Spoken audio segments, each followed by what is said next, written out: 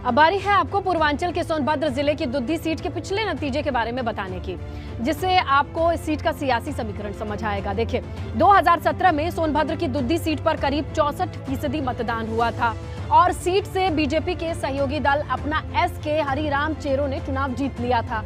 इन्हें सपा के विजय सिंह गोंड को चुनाव में मात देते हुए हमने देखा था। अब बारी है कि पूर्वांचल के सोनभद्र जिले की इस दुद्धी विधानसभा सीट के पिछले 3 नतीजे क्या कहते हैं वो आपको बता दें, जिससे आपको समझ में आएगा कि आखिरकार दुद्धी का सियासी मिजाज कहता क्या है। देखिए, 2007 में इस सीट पर बसपा के सीएम प्रसाद ने चुनाव पर जीत दर्ज की थी। 2012 में इस सीट पर निर्दलीय रूबी प्रसाद विधायक बने, जबकि जब 2017 की बात आती है तो मोदी लहर में बीजेपी की सहयोगी दल अपना दल एस से हरिराम चेरो विधायक बने।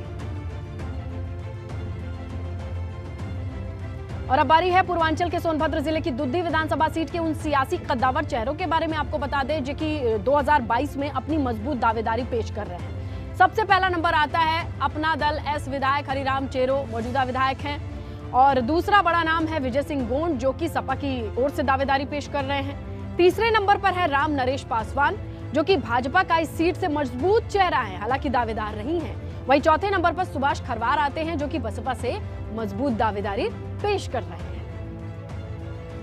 अब बारी है आपको कि पूर्वांचल के सोनभद्र जिले की इस दुद्धी विधानसभा सीट के उन तमाम सियासी चेहरों की जानकारी सिलसिलेवार ढंग से दे दें जिससे आपको समझ आए कि आखिरकार दुद्धी में इनका सियासी रसूख कैसा है, इनकी ताकत कैसी है। पहला नाम मौजूदा विधायक हरिराम चेरो का है। बीजेपी की सहयोगी दल अपना दल एस से विधायक हैं, बड़ा सियासी रसूख रखते हैं। विधायक बनने से पहले हरिराम चेरो ग्राम प्रधान रहे हैं, जिला पंचायत सदस्य रहे हैं। आदिवासी समाज से आते हैं तो आप समझ सकते हैं कि आदिवासी तबके में इनकी पैठ है। ऐसे में ये एक बार फिर से 2022 के लिए दावा पेश कर रहे हैं। दुद्धी से दूसरे बड़े चेहरे का नाम है जो बड़ा सियासी चेहरा भी है और सपा से दावेदारी पेश कर रहा है। नाम है विजय सिंह गोंड और दुद्धी विधानसभा सीट से अलग अलग दलों से 7 बार विधायक रह चुके हैं। 1980 से 7 तक इस सीट पर इनका सिक्का चलता था। विजय सिंह गोंड यूपी सरकार में राज्य मंत्री भी रह चुके हैं।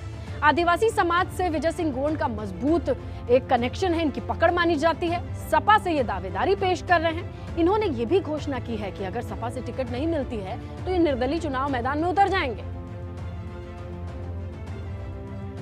अब बारी दुद्धी विधानसभा सीट से तीसरे बड़े सियासी चेहरे के बारे में जानकारी देने की जो कि बीजेपी से है।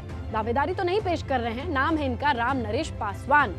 ये SC/ST आयोग के मौजूदा उपाध्यक्ष हैं। 2012 में बीजेपी की टिकट इन्हें नहीं मिली थी तो इसीलिए सपा में शामिल हुए थे, लेकिन इन्होंने हार का सामना किया।